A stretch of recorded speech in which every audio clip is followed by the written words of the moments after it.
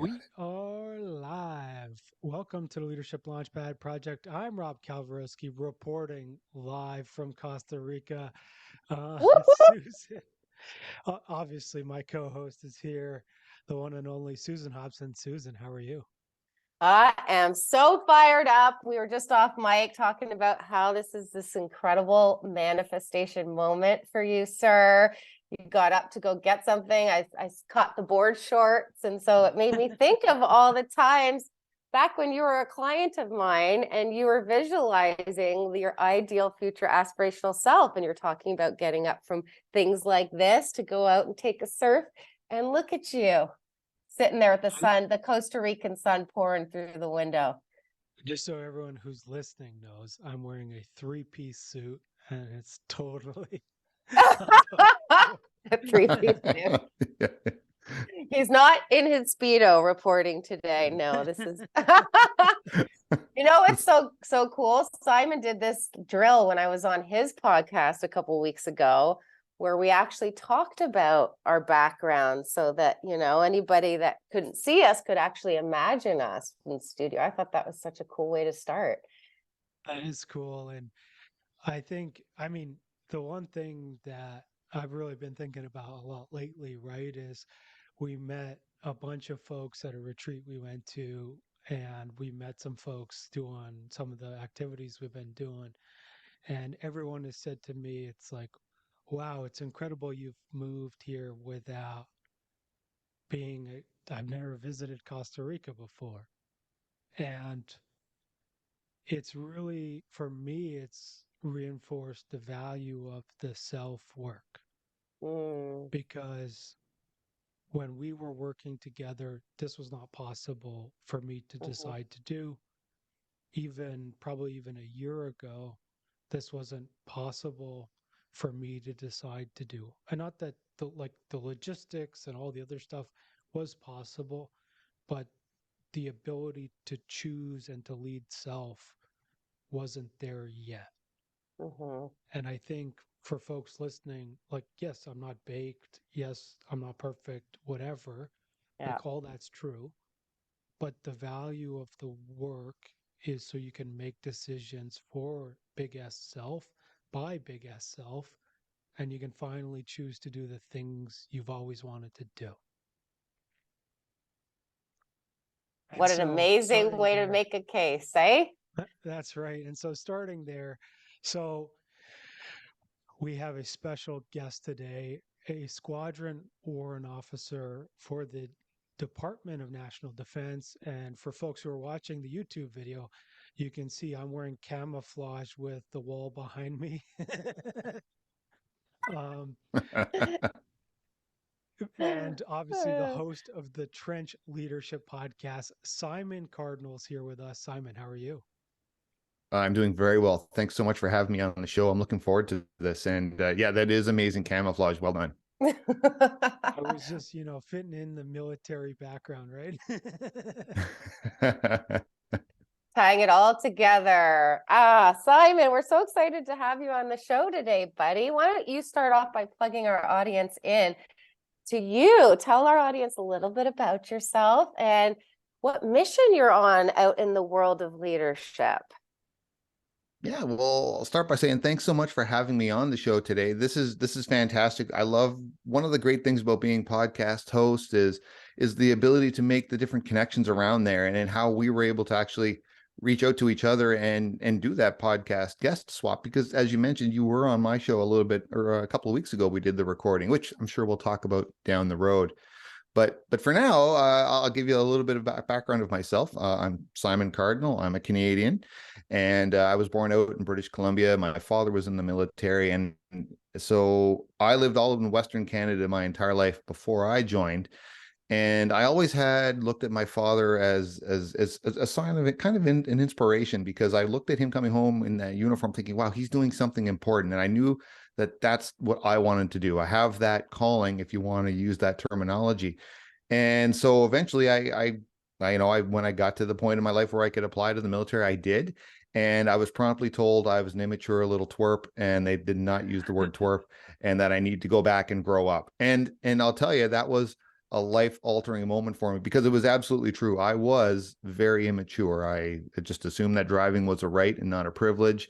I had heard from all of my teachers in school that if I just put a little bit of effort into studying, I'd probably get much better grades. You know, getting a job wasn't difficult. Holding a job was a problem, because conveniently I happened to be the smartest person in the room every single time. And so I get fired all the time because of my weird attitude. I don't get it. You know, all those different types of things. So having someone very early in my military career tell me, you're immature and we're not letting you in until you prove yourself, that was a turning point, a turning moment for sure. And so I went and did that. I got my license. I got a job. Well, I got my license and held it. I got my job and all the different things. And then eventually I got into the military. And way back in 1994, I started in the infantry for 5 years with the Royal Canadian Regiment. And I had some international and domestic deployments with them. That was a lot of fun for a 19-year-old kid, just, shooting rifles and throwing hand grenades and doing all that infantry stuff people would imagine. It's a lot of fun when you're young and don't know any better. But when you start getting a little bit older, around the mid-20s, your knees start to crack and you've broken your ankles a few times. You get the idea. It's time to do something else. So in the military, there's a program where you can apply to change trades. So I became what was called an aircraft structures technician in the Royal Canadian Air Force. It's very, very loosely like auto body for airplanes. And that happened in 1999. And then flash forward, all of a sudden you blink and it's 2023. I have 27 years in the military. I actually retired from the regular force 2 years ago as a master warrant officer. So the second highest rank an NCM can get in the Canadian military. And then I got out for 2 years, totally not anything to do with the military. I worked at a job with a company called Calian as a contract manager. And that was a big deal because the reason I retired was that I realized that the passion I had for the military just simply wasn't there anymore for various reasons. I got caught up in all the politics about getting promoted and doing all the things and getting that next position and the authority and the prestige that comes with those things. And I realized as I was working through a Master of Arts in Leadership that I wasn't following my passion anymore. I had convinced myself that I was, but that wasn't the case. So I needed to get out. And that's why I retired from the forces, did that job with Calian to allow me to do the things that also brought passion to my life. So I had received my private pilot's license years earlier. I went and got recertified. I do a bunch of flying. I have a bit of a running program. So I did 3 half marathons. I ride my motorcycle a bit more, do the different things. I still have to work and pay the bills. Life is life. But this was a nice balance of the two. And then in last September, I was very fortunate and an opportunity came my way where there's a reserve position. So kind of a part-time job with back with the D&D and the Air Force. And I was able to apply for this role as a squadron warrant officer for 412 Squadron here in Ottawa. And 412 is a unit that provides executive services and aero medevac to members of parliament, D&D. So we fly the Prime Minister, the Governor General, members of parliament, D&D members. You get the idea. And we fly them around in a fleet of private jets. A fleet sounds a lot more. It's 4 planes, but you get the idea. And my role in that is to be an advisor to the commander for all things D&D policy, human relations, just a sounding board, that type of a thing. So I've done all that. I have a 21-year-old daughter who is intent on becoming a veterinarian, so I will never get to stop working. That's not cheap. But she's working her tail right off. So anything that we can do to help her achieve that goal. And she's always known that. She's always wanted to be a veterinarian. And that focus, she's very lucky to have that. So yeah, that's it. That's me in a nutshell. She must get that from Dad. Leadership. Oh, what got me? So I hope she got that from her dad. The focus is a big win. Sometimes it can be detrimental because you get laser focus and you kind of forget things aren't around you, but you get there. For Rob, for your question, what got me into leadership? So part of it was the fact, just the very nature of the military is a very clearly defined hierarchical system. And it's fantastic because in the NCM world, so non-commissioned members, every time we get promoted, we receive a course of a professional military leadership training program to prepare us for that rank level and one step up. And that's all fantastic. It's a very well-defined program. It works very well to help people perform their roles that they need to do. But it's like anything in any type of environment, when your career encompasses the vast majority of your life, it's easy to lose sight of the fact that things outside your bubble exist. Like, I had never had a family doctor because I didn't need one, because the military has military doctors. So when I retired and like, go get a doctor, what do you mean? So, it's hard to see those things. And that was very similar to my leadership journey. I had just assumed that everything leadership was military, and that every other civilian organization used the military as an example because we were so clearly defined in how we did it.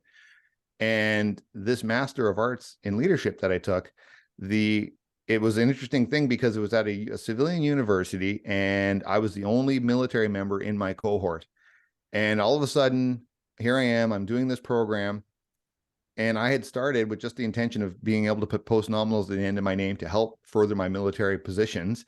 And all of a sudden, here I am, and I'm doing this in residency portion of it, and I'm by myself, and I'm looking around, and I'm convinced that I have no right to be there. I'm going through some of the worst imposter syndrome I've ever experienced, because I didn't have an undergrad degree, and I'm in British Columbia, and I'm unfamiliar with the reason, all these different things. I'm just assuming everyone is judging me for being a terrible person, and I don't even know where that came from. But when I got there, the very first thing that happened was the director sat down and said to all of us, "You all deserve to be here. You applied, we accepted you, so you've earned the right to get here." I'm like, hey, yeah, okay, maybe that makes sense. And then some other things that happened. Some of the course was designed in such a way to remind us that we deserve to be here, that leaders deserve to learn how to lead, and that's okay. That's good. And yeah, exactly. And so I remember the moment I did it. I had a choice to make.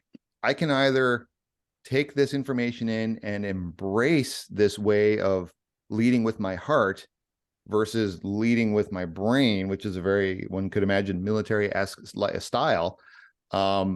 And I had a choice to embrace it or push it aside and say, "Ew, gross." I chose to embrace it. And that was a life-altering moment for me. I was like, okay, I realized, okay, that leadership is a thing that I actually am very passionate about, and being able to help others. And when I wrapped my arms around this concept, the blinders I had just magically disappeared. And I'm looking around, I'm seeing everything. And it was almost like option shock. Okay, what do I do now? Panic. and that got me into doing other different things. And we'll get down, maybe I don't know how far you want me to go with this, but I could eventually get to how I ended up with the podcast, but I'm rambling. Well, I would definitely like to go there, but I want to pull this apart real good, because this is what we look at on this show, the contrast between leadership 1.0 and 2.0. So you referenced it as being brain-led and heart-led, right? The military is notoriously teaching you to lead with the brain, right? And all that logical thinking. And this arts and leadership program taught you to lead with the heart. Can you break down the difference between the two? Yeah, for sure. So from the military perspective, when we're getting the leaders, so I'll start by saying, as a non-commissioned member, our first formal leadership position is called Master Corporal or Master Sailor, depending on what trade you're in, or what element you're in, sorry. And elements being Army, Navy, or Air Force. Right. So I was in the Air Force, so I was a Master Corporal, and you're trained to be in charge of a small team of 3 to 5 people. That's the whole point of that. And as you're leading this team, the goal is to lead this team to, in my case, perform aircraft maintenance functions and perform aircraft operations. So the training was very good to do that. And when we go and do our leadership courses, the courses are very generic. So they're the Canadian Armed Forces course. And it talks about, okay, well, don't be a transactional leader, be a transformational leader, write a 500-word essay on it. Okay, right? Yeah. But because they have to be so generic in their thing, the experiences you gain, the leadership experiences, come from when you're physically sitting in your position doing it. And the strength of the course is, because of its generic nature, it's about teaching us how to act under stressful situations, because it's the military, and we unfortunately have to work under stressful situations sometimes, as do everyone, but it's a little bit different for the military.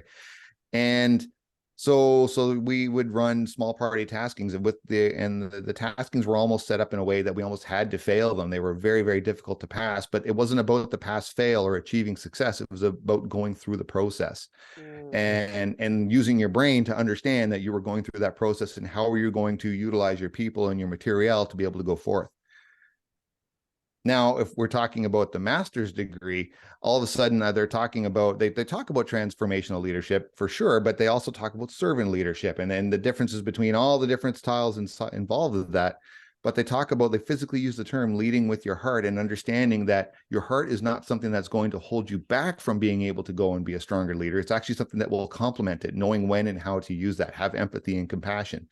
And not to say that the military doesn't do that, but they're looking at it from I believe, a very practical perspective, whereas the Master of Arts and Leadership program is looking at it from the other way. So I had to look at it too. I said, well, that heart thing, that seems kind of interesting. Maybe I'll give that a shot. And it worked very, very well. I will say, like everything, more often than not, when someone starts drinking some type of Kool-Aid, the challenge is all of a sudden my pendulum was all the way to the military side of the world. And then all of a sudden I'm leading with my heart, and my pendulum swung hard all the way to the other side and was only leading with the heart. I'm like, okay, right. And I'm looking around in my military environment trying to lead with my heart, and people are looking at me like I'm wild-eyed and they don't understand what's happening. And I'm like, well, no, lead with our heart. This is important. And they're, no, this isn't going to work in an environment. So what I fortunately had to do, and everything is a journey, eventually I had to learn when to lead with my heart and when to learn with my brain, and sometimes when to do it with both, and find that middle spot to get that pendulum back in the middle. And that ultimately is where I think I'm at now.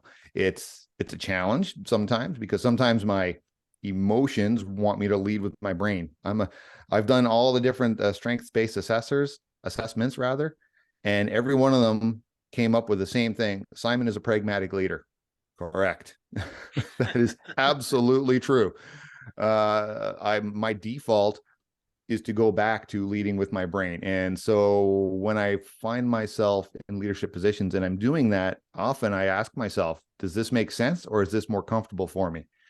And I've learned to see the actual physical cues that I'm doing that tell me if I'm leading strictly with my heart or strictly with my brain. And does that make sense for the situation? Does that make any sense? It makes a lot of sense, right? Because I think this is some of what we talked about when I was on your show. It's like how to find the middle ground, right? Because we don't want to super compensate all the way in the other direction. We need to have a blend of both. Clearly, we can't just lead with one or the other. Yeah, absolutely. It's basically what you're saying, right? Yeah, exactly. I really believe that leadership is about being flexible. It's the cornerstone, in my opinion. Flexibility is the cornerstone of being a reliable, solid leader. Why? Well, because if we get stuck into what we're doing, the challenges are going to be that we're going to get stuck in the situation that we're in, and we get blind to what's going on around us. It happened to me, for sure. It happened to me for many, many, many years. I just got stuck in those roles that I had been. And the fact of the matter is, situations change, people change, emotions change, how a person's going to react to something. When I was teaching basic training, this was a really great example of this for me. I went into basic training because of experiences I had in my basic training course. I went to teach basic training, and because I had a very strong, very positive experience, and I wanted to be able to give that back. So here I am, I'm a brand new sergeant. I show up to start teaching, and I think I know everything about leadership because I'm a sergeant, and look at me, and quickly discovered that's not the case. And I also learned that even though we're putting a uniform on these new recruits, the fact of the matter is they're still civilians. They just happen to have a uniform on. And because basic training is about teaching the military culture and what it means to be a forces member and how to act and be in those types of situations. And what I had not taken into account was the stress that this is placing on someone, because we're basically asking someone to change a lot of their mindset. Mm-hmm. So what I discovered was the situation or the way I would handle some type of challenge in the morning with a specific candidate could be very different 10 minutes later based on what we're doing. If we're doing If they just failed a test and now we're about to go into the obstacle course training, I have to be extra cognizant of that person because their mind might not be on going climbing up that wall. They could very easily get hurt. And so that happened. So those types of things, I now need to adjust that. And sometimes I need to know when to be a leader with my brain and really drop the hammer, and when I need to sit down and just let someone cry for 10 minutes and let it out. And that's difficult because a lot of times in leadership positions, time is money, and it can get lost. Yeah.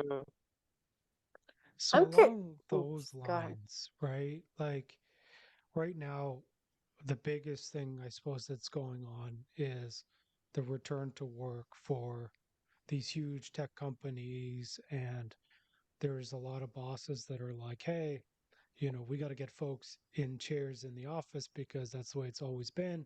And then also on the other side, we have the employees that are saying, I don't necessarily want to go back all the time, or in some cases, there's not enough office space left now to sit Yeah. everyone. But like for you, Simon, when we talk about flexibility and brain versus heart centric leadership, how would a great leader navigate this return to work?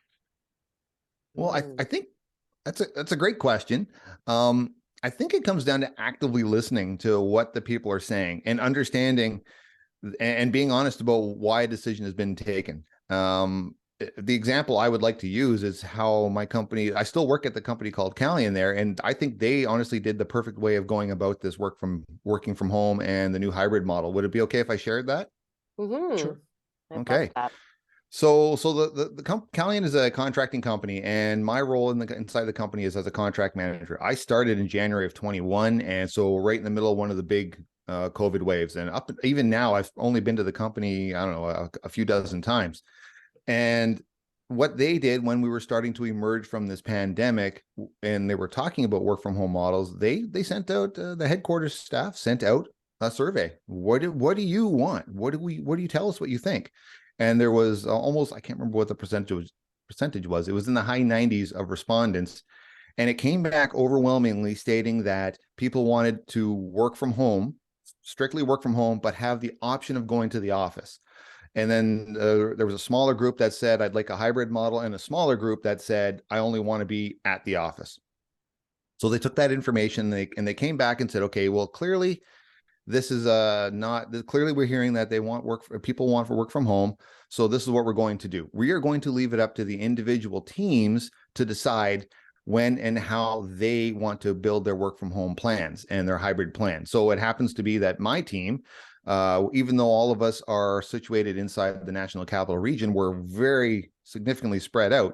So we decided that we were going to continue working from home 100%, except on the last Tuesday of every month when we have, because it happens to be Tuesdays are our weekly meetings, we'll all get together and let our boss buy us some donuts and we'll go from there. And then we do that. And that works out very well. And if we can't make it to that Tuesday meeting for whatever reason, that's okay. It's about having that flexibility. And then the company went one step further and actually created an app, kind of like a Trivago app. So you can just go in and you book your cubicle for the day and you go and sit there and then you do your stuff and then you leave. And then I think they went even one step further, and they didn't just create a blanket policy and saying, hey, this is the way we're going to go forward. They said, we heard you that people want the flexibility. So what they said was, we are going to make it so that if someone decides, okay, for 1 month, you want to work at the office full time, great, no problem. Book your room for that month and you're good to go. You don't want to come to the office for the next month? Whatever works for you to make you happy and you find in the new environment makes the most sense for you and your family. And I think that was a big part of it, in that the company heard and actually listened to do what they could do to help out. Now, I recognize it's not always perfect, but I guess the overarching theme to this is blanket policies, in my opinion, generally don't work too well. It's about listening to what the people that are going to be most affected by it have to say, what they want and why. The why is just as important as what. Yeah. And what would you say to the leaders who are listening right now, who are saying, but I need my people back at the office for X, Y, and Z reasons. I can't listen to what they want. Of course they want to stay home. Well, I guess so. It's difficult sometimes to not listen to our own perceptions and our own biases about what we want, especially when we're in positions of authority and we know at the end of the day we can kind of force our will on people. And that's fine, but this isn't the 60s, 70s, and 80s where people were only working just to make money and get a pension and go to Tucson or Costa Rica. I'm still jealous about that. You know, right? You know, those days for the most part are gone. Most people, they want social governance, they want social acceptance coming from their company, and they want to be a part of a culture. And sure, everyone wants to make decent wage. We're in that type of economy, but at the same token, it's about the more often than not, people will stay with the company not because of the better pay, but because they feel valued. And if you just try and drop a policy, that's not more often than not expressing value to a member. It's expressing value to a bottom line. Woo! Mic drop. I hope so. That's That's right. so good. So, Simon, you mentioned culture and being part of a culture, and you also, like earlier, you were talking about in basic training, the biggest thing is folks are actually learning to become part of the military culture. Like, how would you coach leaders who are onboarding new folks or even hiring new people or thinking about creating that culture? Like, how do you coach them to navigate sort of bringing people into the culture they've set up? Yeah, that's a really great question. I think one of the challenges leaders are experiencing today is the speed at which everything is happening. The fact of the matter is, if you want information, you can go get it, and you can go to Google, and it will magically appear. And whatever the first pick in the thread is now the truth, whether or not it's the truth. So I feel that leaders bringing people into a new company or a new organization, it's about slowing things down and taking the time to really truly listen. And I like to talk about active listening, the skill and the art of focusing on the person, not looking at our phone, not noticing if your Apple Watch went off, not noticing if you heard your emails kick off. It's about silencing those things and talking and letting the person finish their conversation or their thought. And sometimes even sure, sometimes in the conversation that may result in an awkward silence because you think they're going to continue moving or speaking and they're not, but that's okay because you've allowed that person to finish their sentence. I know when I was progressing through my leadership journey, anytime I had a supervisor and I was trying to explain an idea or a thought or a reasoning, if I didn't get to finish what I was saying and they say, yeah, I totally got that, or sure. My impression of that was that I'm being brushed off and then they're just going to move. They want to move on to the next thing. And I'm not being heard. People want to be heard. It's one of the most basic human tenets is we want to be heard in every way that can mean. And it's the leader's responsibility to ensure that the people are heard. Yes, that might slow things down a little bit in the beginning, but slow is fast. You know, the more we listen to our people, the faster long-term growth will happen. And that will pick up speed because we've now built a code of trust. So when people make mistakes, we know that we can have a conversation. We've now created a safe environment because we know we're all going to create an area where we can all be heard. Being heard is as important as flexibility, in my opinion. Love it. What would you, before you leave today, I want to make sure we get your 3 best leadership tips. What would you say to our audience in terms of what that would be? Yeah, oh, you go. I cut you off, I think. Oh, that's okay. Go ahead. Talking about active listening. So I would say, my 3 best tips would be: 1, make sure you take the time to listen. Absolutely listen. And the tip I would have for that would be look at a person's body tones and their actual physical cues. I know for myself, when I'm looking at a person and I'm having a conversation with them, I'm actually scanning the area that I'm in to see, okay, when they stop talking, they have a tendency to cup their hands or put their fingers in their thing, or they make extra a little bit more eye contact. Those are the types of things that will tell you when it's your turn to speak. And it very much is a turn type of thing. So pay extra close attention. It's difficult to do it first, but eventually you'll start doing it and won't even realize that you're scanning. The other thing I would talk about, of course, would be flexibility. As a leader, it's about understanding that things are going to change on a dime, and that's okay.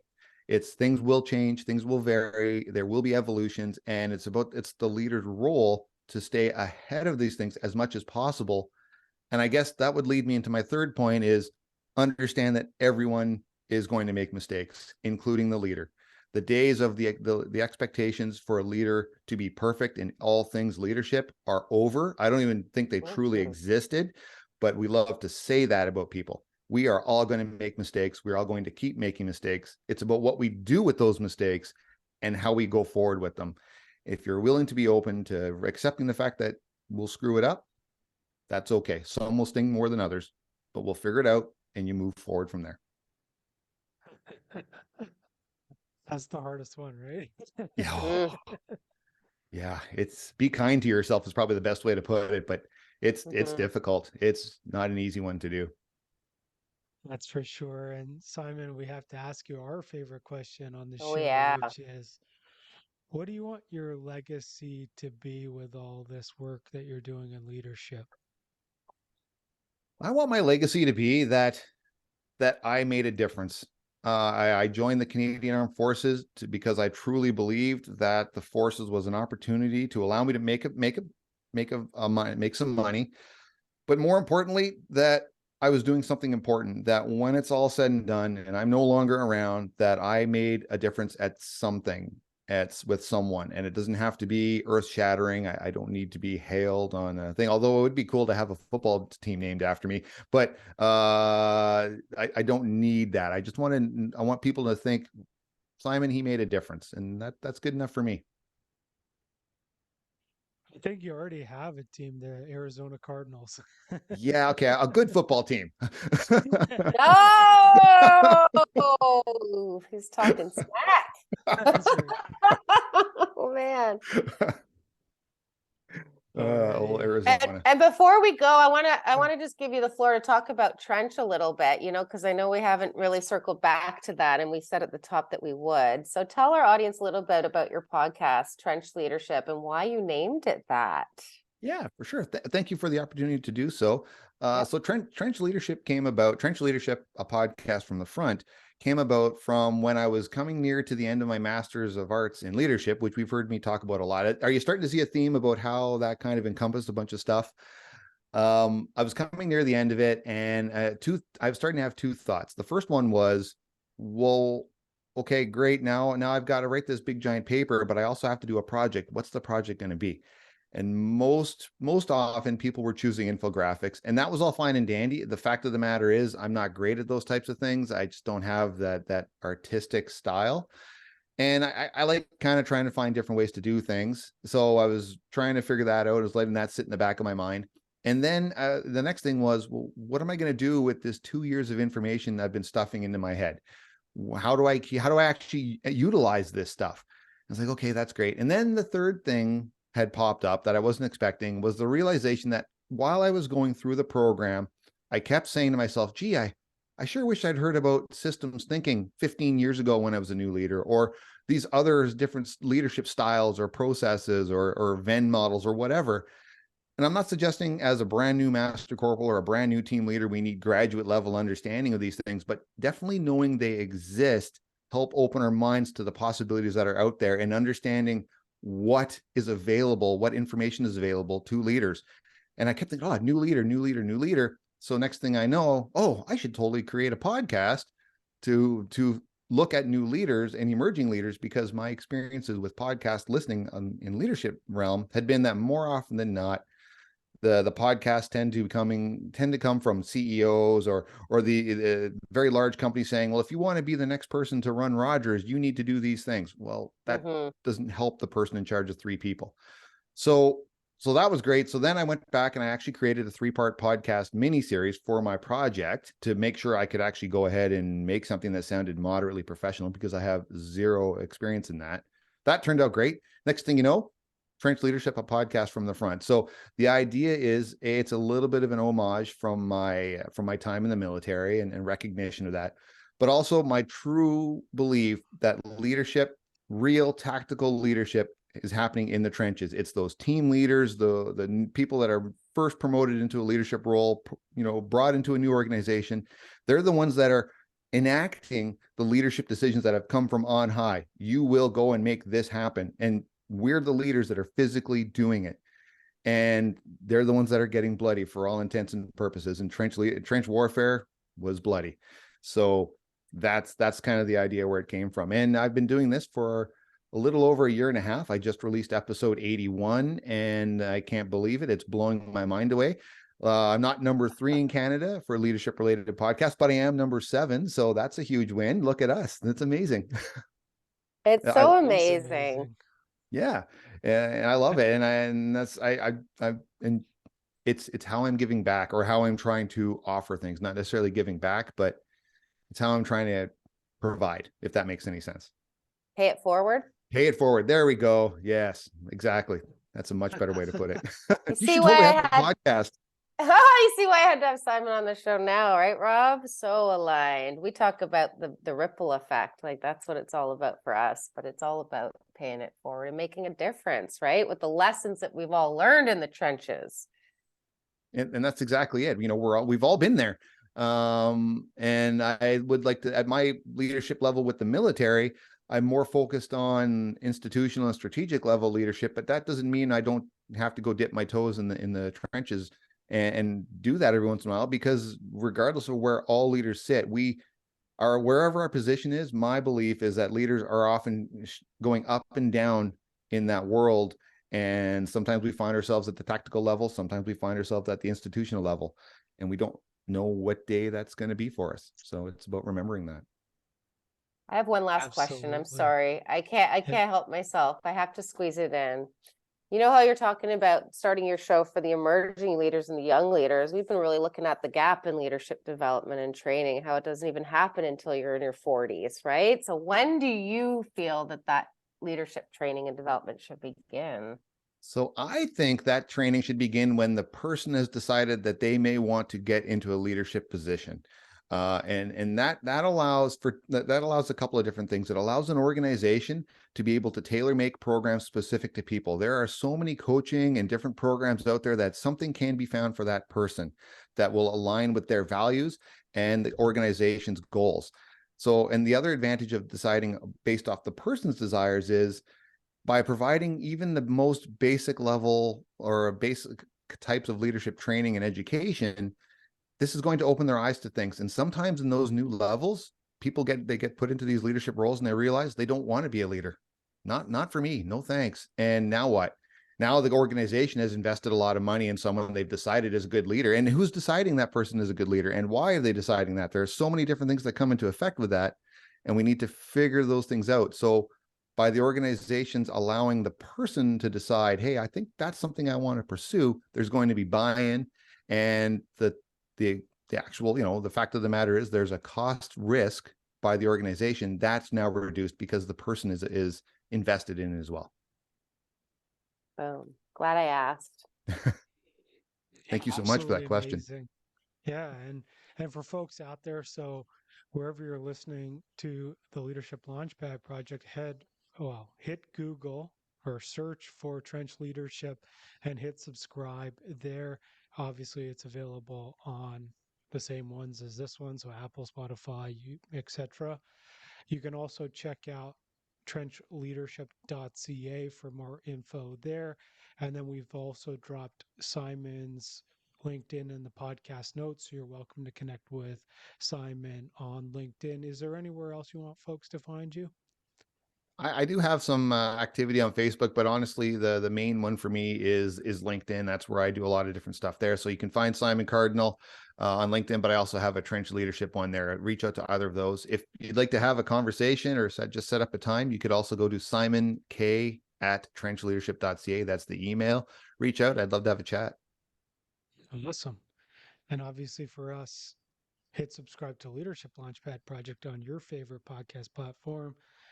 And for all things leadership development, one-on-one high performance leadership coaching, conflict management, EQ, and more, head on over to elitehighperformance.com for all of that. Susan, is there anything you'd like to leave folks with today? Just gratitude for Simon coming in today and letting it rip. I knew this was going to be such an aligned one. But yeah, it's all about that ripple effect and paying it forward, everybody. So I hope our listeners are inspired to get out there on their leadership journeys right now and get started with that, spreading that ripple effect as far and wide as humanly possible. Thank you I so love much for it. having me. This has been an absolute pleasure. Hey, thank you for joining us. And for me, I got a quote here from Mike Iaconelli, and he says, spiritual growth thrives in the midst of our problems, not in their absence. Spiritual growth occurs in the trenches of life, not in the classroom. And so I just want to echo that is regardless of how we've learned leadership, whether it's the podcast or classroom environments or different programs, we got to actually get out there and practice because that's Mhm. where it becomes from what we know to who we are. So get out Mhm. there and be leaders. Simon, thank you so much for joining us this week. Oh, thanks so much for this. And that was an amazing quote. I'm going to be reflecting on that for a little while for sure. Thank you. Rob loves his Uh, quotes. I'm a quote master. That's his thing. Yeah. Love it. Everyone listening, thank you so much for listening, and we'll see you all next week. Bye, everyone. Take care.